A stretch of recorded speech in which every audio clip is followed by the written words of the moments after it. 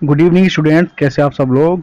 चलिए स्टार्ट करते हैं। आज नया सब्जेक्ट प्रश्न पत्र चतुर्थ है, चौथा प्रश्न पत्र है। ठीक है, BD 204 और सब्जेक्ट का नाम है आपका योगा एजुकेशन यानी योग शिक्षा। यूनिट 1 के सारे प्रश्नों का समावेश है इसके अंदर। B.Ed सेकेंड ईयर वाले स्टूडेंट्स जो doctor B.R. Ambedkar university Agra या Raja Mahendra Pratap Singh Aligarh university state university Aligarh से संबद्ध रखते हैं, ठीक है, उन लोगों के लिए है। योगा एजुकेशन है आपका, चतुर्थ पेपर है, यूनिट 1 है, सारे के सारे प्रश्नों का समावेश है। चैनल पे अगर नए हैं तो चैनल को सब्सक्राइब कर लें। स्टार्ट करते हैं। योगा एजुकेशन का क्वेश्चन नंबर 1, इकाई 1। ठीक है, इकाई 1 है आपका। क्वेश्चन नंबर 1 है, इकाई 1 का क्वेश्चन नंबर 1। भारतीय दार्शनिक परंपरा के कितने भाग हैं? तो भारतीय दार्शनिक परंपरा के भाग हैं दो भाग हैं। नास्तिक दर्शन कौन कौन से हैं? तो चारवाक दर्शन, जैन दर्शन, बौद्ध दर्शन, ये उपयुक्त सभी नास्तिक दर्शन हैं। योग दर्शन को प्रतिष्ठित करने का श्रेय किस महर्षि को जाता है? तो महर्षि पतंजलि हो जाएगा राइट आंसर। वेदांत दर्शन का अंतिम सार क्या है? वेदांत दर्शन का अंतिम सार है उपयुक्त सभी, जैसे कि ब्राह्मणों का चिंतन, आरण्यकों का चिंतन और उपनिषदों का गूढ़ चिंतन। न्याय का तात्पर्य है उचित वांछनीय सत्य और कैवल्य प्राप्ति। तो उपयुक्त दोनों हो जाएंगे आपके राइट आंसर। मनुष्य जीवन का अंतिम उद्देश्य क्या है?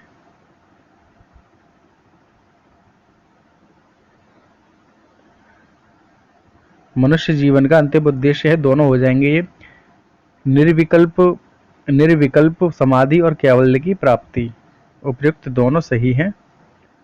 जैन दर्शन में पृथ्वी को कितने तत्वों से निर्मित माना गया है? जैन दर्शन की बात हो रही है। जैन दर्शन में पृथ्वी को कितने तत्वों से माना गया है?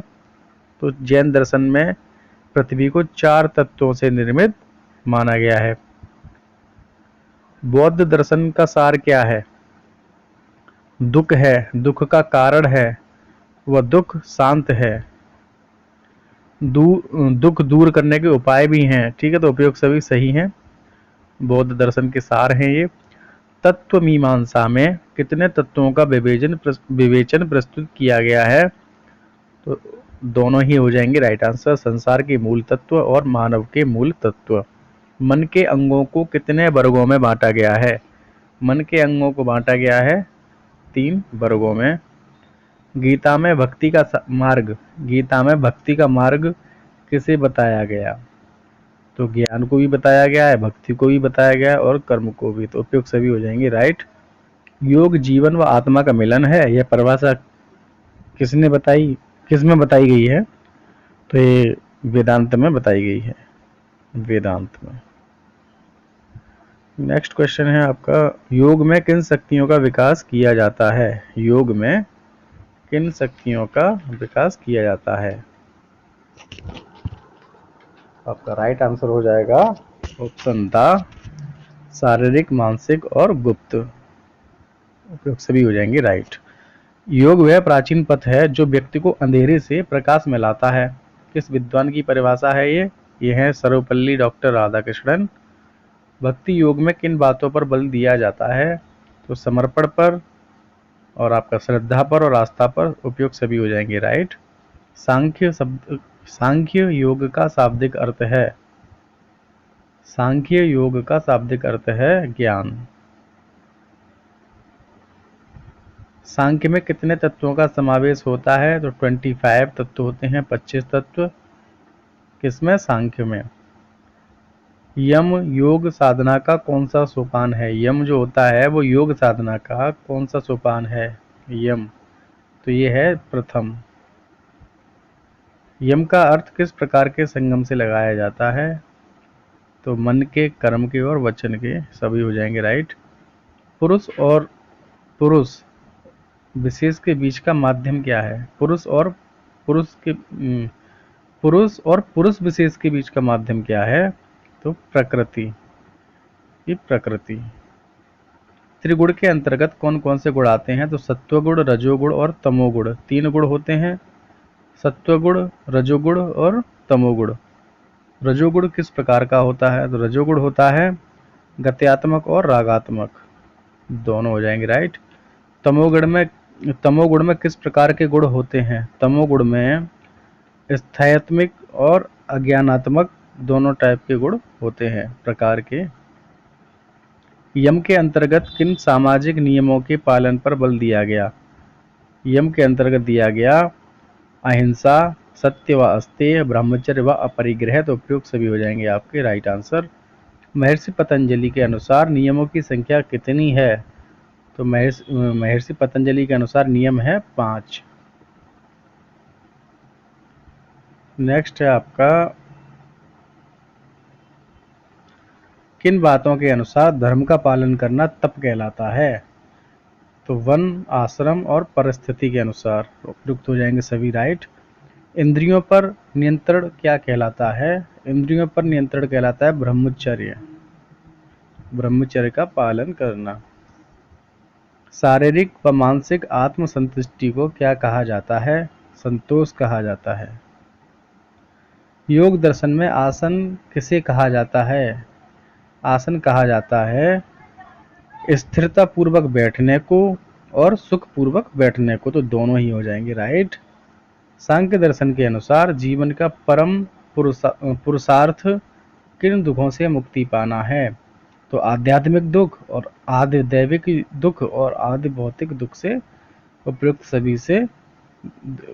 सभी दुखों से मुक्ति पाना है। सत्व का अर्थ है प्रकाश, सत्व प्रकाश। ब्रह्म ज्ञान उपनिषदों या वेदांतों की विषय वस्तु है, यह कथन किसका है? यह कथन है शंकराचार्य जी का। आत्मा की कितनी अवस्थाएं होती हैं? आत्मा की कितनी अवस्थाएं होती हैं? तो 4 अवस्थाएं होती हैं आत्मा की। उपनिषदों में मोक्ष की कितनी व्याख्याएं की गई? संख्या नहीं है, व्याख्याएं हैं। उपनिषदों में मोक्ष की व्याख्याएं की गई हैं कितनी? तो 2 व्याख्याएं की गई हैं। वेदों में मानव के किन उद्देश्यों का वर्णन किया गया है? तो ये उपयुक्त सभी हैं, धर्म, अर्थ, काम, मोक्ष। ठीक है, उपयुक्त सभी हो जाएंगे राइट।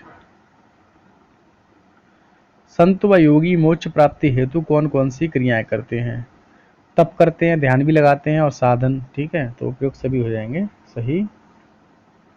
जिन साधनों को अपनाकर आत्मा की सिद्धि और मोक्ष की प्राप्ति होती है उसे योग कहते हैं। यह परिभाषा किस धर्म में दी गई है? तो ये दी गई है जैन धर्म में। मुख्य उपनिषद कितनी संख्या के होते हैं? मुख्य उपनिषद होते हैं 13 संख्या के। मन को एकाग्रता के साथ एक विषय पर लगाना, मन को एकाग्रता के साथ एक विषय पर लगाना क्या कहलाता है? ध्यान लगाना। ठीक है, ध्यान लगाना, ध्यान मग्न। प्रकृति किस प्रकार के गुणों से परिपूर्ण है? प्रकृति जो है किस प्रकार के गुणों से परिपूर्ण है? तो व्यक्त और अव्यक्त दोनों ही गुणों से परिपूर्ण है। योग के कौन से आधार महत्वपूर्ण माने जाते हैं? तो सामाजिक और नैतिक दोनों ही महत्वपूर्ण माने जाते हैं। अष्टांग योग का प्रथम अंग कौन सा है? तो यम है प्रथम अंग अष्टांग योग का। यम द्वारा योगी के मन के कौन कौन से भाव उत्पन्न होते हैं? यम द्वारा योगी के मन में कौन कौन से भाव उत्पन्न होते हैं? तो शुभ भाव और आंतरिक भाव दोनों। पाणिनि के अनुसार योग शब्द की व्युत्पत्ति जो हुई है किस धातु से हुई है? तो युजरे योगे, युज समाधि और युज संयम ने। उपयुक्त सभी हो जाएंगे राइट। योग शब्द की उत्पत्ति किस धातु से हुई है? धातु हो जाएगी आपकी युज। योग का आदि वक्ता किसे माना जाता है? तो ये माने जाते हैं हिरण्य गर्भ को, हिरण्य गर्भ। योग के प्रारंभ करने का जिक्र निम्न में से किस ग्रंथ में है? तो यह श्रीमद् भागवत गीता। गीता के कौन से श्लोक में योग व्युत्पत्ति क्रम बताया गया है? तो ये है 4/1, 2 और 3। 4/1, 2 और 3। सृष्टि के प्रारंभ में भगवान ने योग का उपदेश किसको दिया? सृष्टि के प्रारंभ में भगवान ने योग का उपदेश दिया था किसको? सूर्य को। इसीलिए सूर्य नमस्कार किया जाता है सबसे पहले। योग सूत्र की रचना किसने की? महर्षि पतंजलि हो जाएंगे राइट आंसर। आयुर्वेद के अनुसार निम्न में से कौन सा स्वास्थ्य का लक्षण है? तो ये लक्षण है धातु की साम्यावस्था तथा शरीर से मल निष्कासन एवं मन इंद्रियों की प्रसन्नता।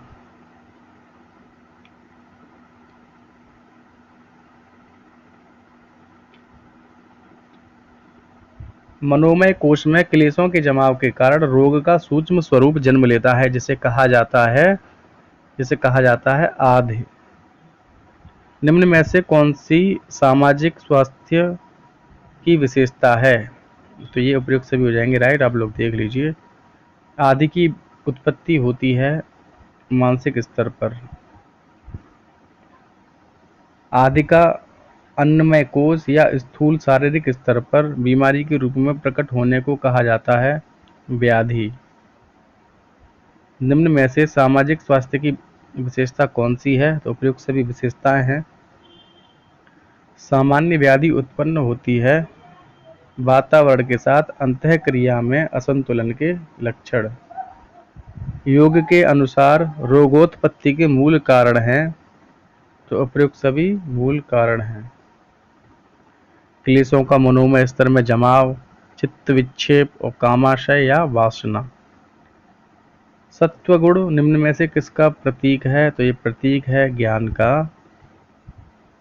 सभी प्रकार की दुखात्मक अनुभूतियां एवं मानसिक विचलनता में कौन से गुण के कारण उत्पन्न होती है?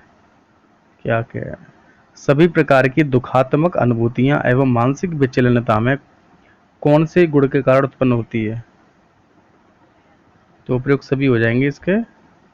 नहीं, उपयुक्त सभी नहीं होंगे इसमें। थोड़ा ये कहना क्या था, सभी प्रकार की दुखात्मक अनुभूतियां एवं मानसिक विचलनता में कौन से गुण के कारण उत्पन्न होती है?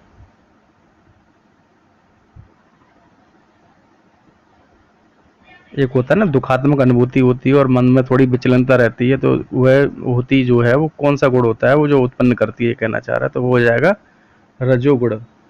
रजोगुण। निम्न में से कौन से सत्वगुणी व्यक्ति के लक्षण हैं? सत्वगुणी व्यक्ति के लक्षण हैं धार्मिक होगा, ध्यानी होगा, कृतज्ञ होगा, धीर स्थित गंभीर होगा, दयालु होगा, परोपकारी, सदाचारी, पवित्रता से युक्त, साहसी एवं कुशल पुरुष होगा। उपयुक्त सभी सही हो जाएंगे। किस वेद में योग के बारे में उल्लेख मिलता है? तो ऋग्वेद में उल्लेख मिलता है योग के बारे में। नेक्स्ट क्वेश्चन ये रहा आपकी स्क्रीन पर। भारत में अंतर्राष्ट्रीय योग का उत्सव किस मंत्रालय द्वारा आयोजित किया जाता है? मंत्रालय का नाम बताना है। कौन सा मंत्रालय है? मंत्रालय है आयुष मंत्रालय। आयुष मंत्रालय। योग शब्द की उत्पत्ति किस भाषा से हुई है? तो ये हुई है संस्कृत भाषा से। योग का जन्मदाता देश कौन है? भाई भारत है योग का जन्मदाता। अंतर्राष्ट्रीय योग दिवस कब मनाया जाता है? बताइए भाई। 21 जून को। सही है भाई, 21 जून ही है ना? कोई डाउट हो तो बताओ। योग समाधि है यह कथन किसका है? योग समाधि है यह कथन है वेद व्यास का। मोस्ट इंपोर्टेंट क्वेश्चन है जो मैंने अभी एक बताया था 21 जून, और ये वाला योग दिवस, और एक वो वाला यम अष्टांग का जो पहला है ना, अष्टांग का पहला है यम। और योग के जन्मदाता भारत और कौन है? पतंजलि हैं। ठीक है, ठीक। बाकी मैं आपको एग्जाम टाइम पे कराऊंगा कुछ इंपॉर्टेंट क्वेश्चन, तब क्लियर कर देंगे। उन्हीं में से क्वेश्चन आपके आएंगे। 60-70% क्वेश्चन उसी में से फंसेंगे। योग दिवस का लोगो किसका प्रतीक है?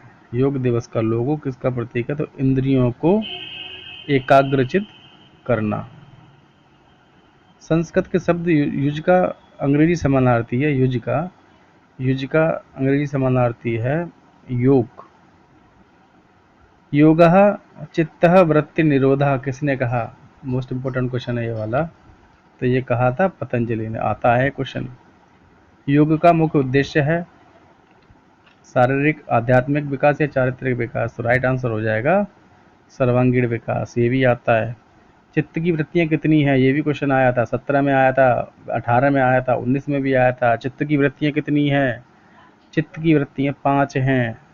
चित्त वृत्तियां कितनी हैं? 5 हैं। कौन सा अभ्यास योग का आंतरिक अभ्यास नहीं है? ये 2017 में आया था। कौन सा अभ्यास योग का आंतरिक अभ्यास नहीं है? तो प्राणायाम आंतरिक अभ्यास नहीं है। बाकी धारणा, ध्यान और समाधि ये आंतरिक हैं। योग में यम का कौन सा अंग नहीं है? सत्य है, अहिंसा है, अस्तेय है, तप नहीं है। सत्य, अहिंसा, अस्तेय है लेकिन तप नहीं है। भगवत गीता में यम के कितने अंग हैं? भगवत गीता में यम के अंग कितने हैं? यम के अंग हैं 12। राजयोग के अंग कितने हैं? राजयोग के अंग हैं 8। हठ योग के अंग, हठ योग के अंग हैं 6।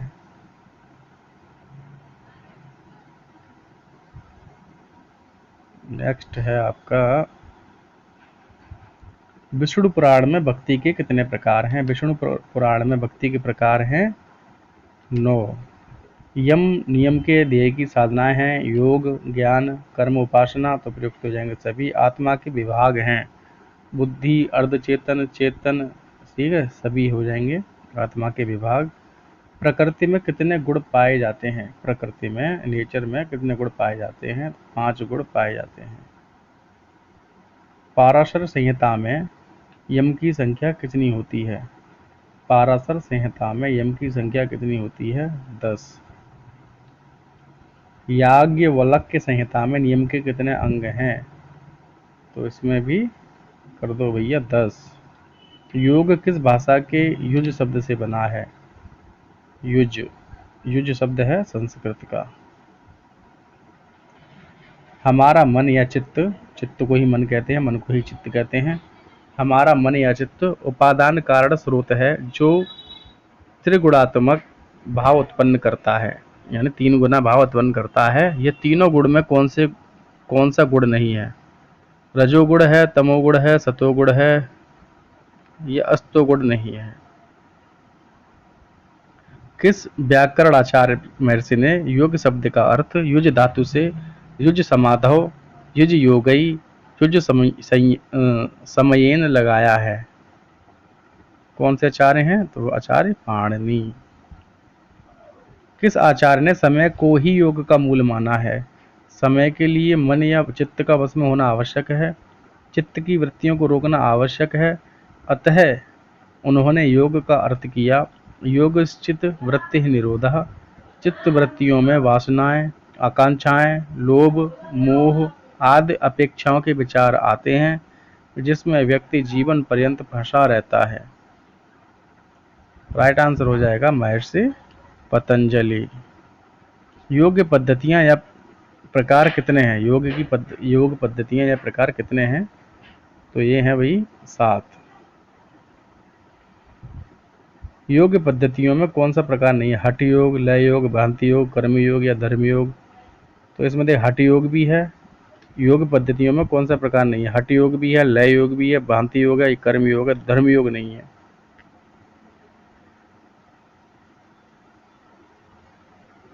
किन समन्वयवादी दृष्टिकोण में प्रस्तुत किया गया कि इस प्रक्रिया में व्यक्तित्व के सही पक्षों शारीरिक, मानसिक, भावात्मक तथा आध्यात्मिक की सर्वांगीण उन्नति को साथ लेकर चलने की बात कही जाती है।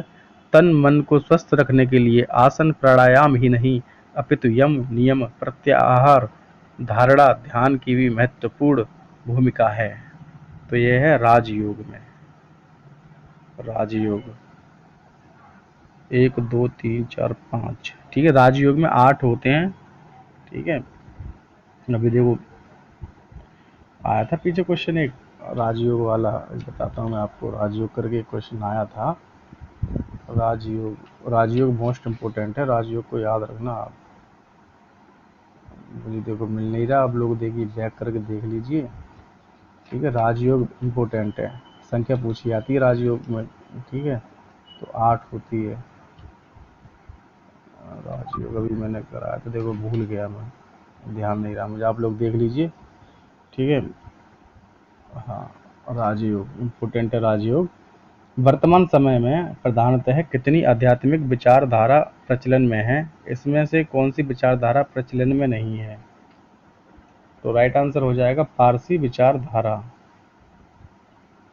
वेद मूलक विचारधारा, बौद्ध विचारधारा, जैन विचारधारा के अतिरिक्त अन्य विचारधाराएं कौन सी हैं? कौन सी हैं? तो ये उपयुक्त सभी ब्रह्म कुमारी, राधा स्वामी, सिख पंथी। उत्साह, साहस, धर्म, तत्वज्ञान, दृढ़ निश्चय किस साधक तत्व के आवश्यक तत्व हैं? तो आध्यात्मिक योग के।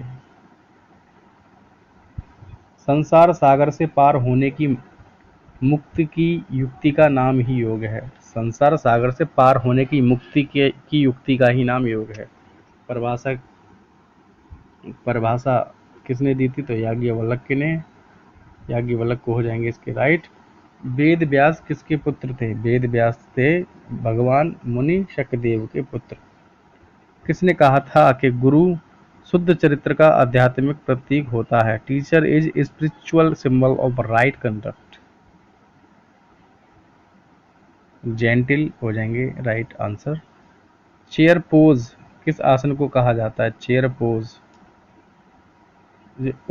उत्कटासन को कहा जाता है। अपनी आध्यात्मिक शक्तियों को एक जगह इकट्ठा करना, उन्हें संतुलित करना और बढ़ाना परिभाषा दी थी किसने? डॉक्टर राधा कृष्णन ने। समाधि से पूर्व की अवस्था कहलाती है। समाधि से पूर्व की अवस्था कहलाती है ध्यान लगाना, ठीक, ध्यान। नेक्स्ट है आपका भारतीय दर्शनों में किस पक्ष की प्रमुखता है? तो प्रमुखता है नीति पक्ष की। भारतीय दार्शनिकों के अनुसार पुरुषार्थ कितने हैं? कितने पुरुषार्थ हैं? 4 पुरुषार्थ हैं। भारतीय संस्कृति को कौन गौरवान्वित करता है? तो भारतीय दर्शन शास्त्र गौरवान्वित करता है। योग का प्रारंभ किसने किया? इससे संबंधित वर्णन निम्न में से किस ग्रंथ में मिलता है? तो राइट आंसर हो जाएगा गीता में। गीता में वर्णन मिलता है। गीता में निम्न में से कौन से अध्याय में योग उत्पत्ति की बात कही गई है? गीता का कौन सा अध्याय है? तो गीता का 4th अध्याय के श्लोक संख्या 1 से 3 के मध्य में। सृष्टि के प्रारंभ में भगवान ने निम्न में से किसे योग का ज्ञान प्रदान किया था? तो विवस्वान को ज्ञान प्रदान किया था योग का। ऋग्वेद के 10वें मंडल में निम्न में से किसे समस्त विधाओं और कलाओं का प्रवर्तक माना गया है? राइट आंसर हो जाएगा हिरण्यगर्भ को। पाणिनिकृत धातु पाठ में निम्न में से कौन सा युज धातु है? कौन सा युज धातु है? तो ये सारे ही आपके सही हो जाएंगे। दिवादगणीय युज धातु, रूधादिगणीय युज धातु, चुरादिगणीय युज धातु, उपयुक्त सभी हो जाएंगे सही। निम्न में से कौन सा जोड़ा सही है? तो ये वही जोड़ा दे दिया है, ये भी सही है। युज्र योगे का अर्थ निम्न में से कौन सा है? तो ये उपयुक्त सभी, जोड़, मिलाना, संयुक्त होना। योग शब्द निम्न में से कौन सी व्युत्पत्ति के अनुसार बना है? तो राइट आंसर हो जाएगा ऑप्शन आ, युज्यते अनेन। इस व्युत्पत्ति के अनुसार युज्र योगे धातु से करण अर्थ में घन्य प्रत्यय करके बना है। नेक्स्ट है आपका योग एवं समाधि शब्द को समानार्थक मानने का आधार है। तो ऑप्शन आ हो जाएगा राइट। योग या समाधि को करण व्युत्पन्न मानकर दोनों शब्दों को समानार्थक माना गया है। निम्न में से कौन सा योग शब्द का अर्थ है? समाधि, संयम, संयोग, कौन सा है? तो योग का शब्द का अर्थ है समाधि। योग का अर्थ है समाधि। निम्न में से कौन सा योग का सामान्य अर्थ है? तो सामान्य अर्थ है युजिर योगे। युजिर योगे, युजिर योगे। योग का तकनीकी अर्थ निम्न में से कौन सा है? तकनीकी अर्थ है युज समाधौ एवं युज संयमने। योग का सर्वाधिक प्राचीन अर्थ निम्न में से कौन सा है? सर्वाधिक प्राचीन अर्थ है योग का सर्वाधिक प्राचीन अर्थ निम्न में से कौन सा है? ये हो जाएगा योग का सामान्य अर्थ अर्थात युजिर योगे। योग शब्द का उपाय के अर्थ में प्रयुक्त किया गया है? किस उपाय के अर्थ में? योग शब्द का उपाय के अर्थ में प्रयुक्त किया गया है महाभारत में। आत्म विशुद्धि के उपाय के रूप में योग शब्द का प्रयोग किया गया है गीता में। भगवत गीता में योग शब्द का प्रयोग हुआ है तकनीकी एवं सामान्य दोनों अर्थों में। योग शब्द का एक अर्थ है सन्नहन। योगिश्चित्त वृत्ति निरोधा। योग की यह परिभाषा निम्न में से किसकी है? महर्षि पतंजलि की। जरूर आएगा ये क्वेश्चन। प्रागैतिहासिक 2 तो 3 बार देखो रिपीट हुआ है। महर्षि पतंजलि। ठीक है, चलिए नेक्स्ट।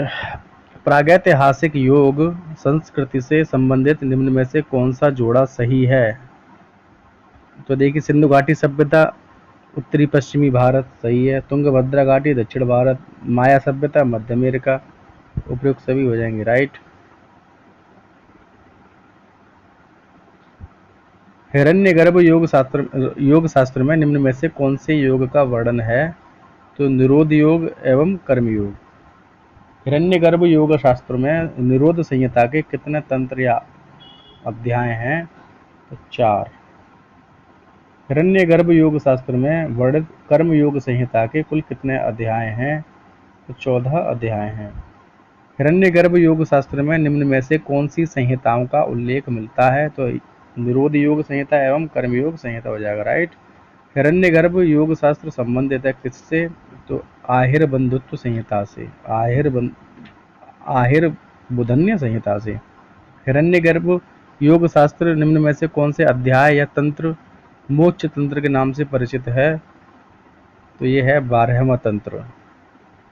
वैदिक साहित्य के निम्न में से कौन से भाग से प्रयोगात्मक योग का जन्म हुआ? राइट आंसर हो जाएगा आरण्यक। निम्न में से कौन से उपनिषद में योग शब्द का सर्वप्रथम प्रयोग हुआ? तो ये हो जाएगा आपका तैत्तिरीय उपनिषद 11/4 शंकर भाष्य। योग की उत्पत्ति निम्न में से किस पृष्ठभूमि से हुई है? तो ये हुई है मनो आध्यात्मिक पृष्ठभूमि से। योग के विकासात्मक इतिहास को निम्न में से कितने कालखंडों में बांटा जाता है? तो 5 कालखंडों में। योग के विकासात्मक कालखंड से संबंधित निम्न में से कौन सा जोड़ा सही है? उपयुक्त सभी सही है। आप कालखंड देख लीजिए कौन सा है। अब फिर क्या है? ठीक है, अब क्या है? 7, पेज नंबर 7 आपका ये लास्ट पेज है।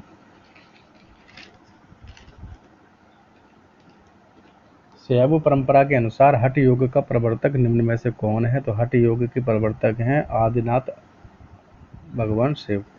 पौराणिक परंपरा में हठ योग के प्रवर्तक निम्न में से किसे माना गया है? तो ये हो जाएंगे सारे के सारे मार्कंडेय भारद्वाज, जैमिनी पराशर एवं भृगु एवं विश्वामित्र। ब्रह्मवैवर्त पुराण के अनुसार हठ योग का प्रवर्तक निम्न में से किसे माना जाता है? तो ब्रह्मा जी को माना जाता है।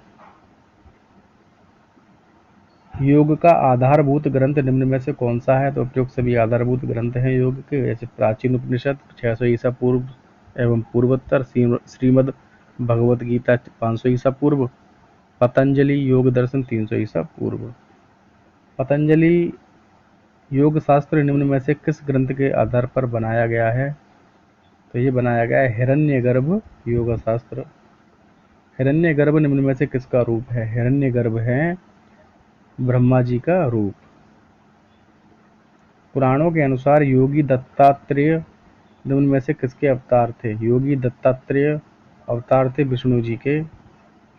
वेदों की रचना निम्न में से कौन सी नदी के तट पर हुई थी? नदी थी सरस्वती।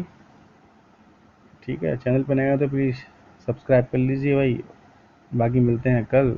गुड नाइट, शुभ रात्रि।